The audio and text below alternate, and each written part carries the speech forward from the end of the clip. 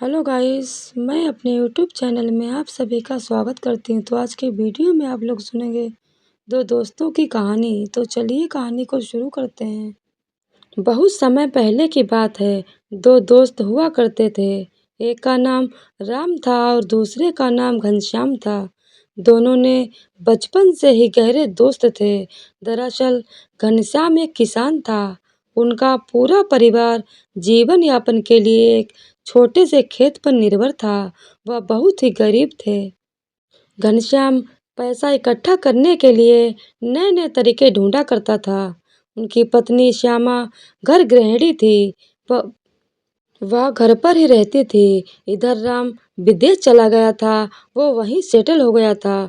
वहीं जॉब भी करता था। उसके पास खूब सारे पैसे थे। वो साल के एक महीने में अपने गांव में आकर व्यतीत करता था। इस बार जब राम गांव पहुंचा तो वह घनश्याम से मिला। घनश्याम की स्थिति देखकर बहुत दुखी हुआ।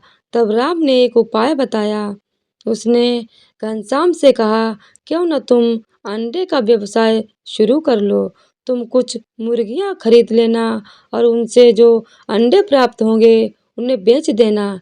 घनश्याम बोला, लेकिन मेरे पास इतने भी पैसे नहीं है कि मैं मुर्गियां खरीद सकूं।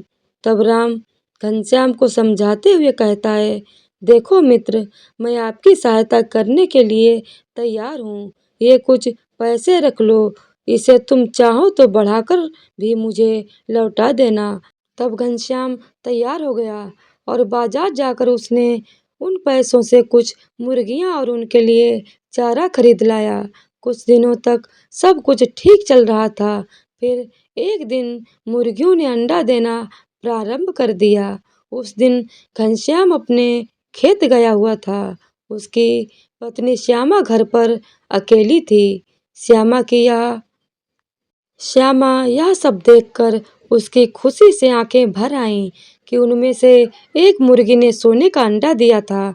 घनश्याम घर पहुंचकर अपनी पत्नी को देखकर हैरान हो गया।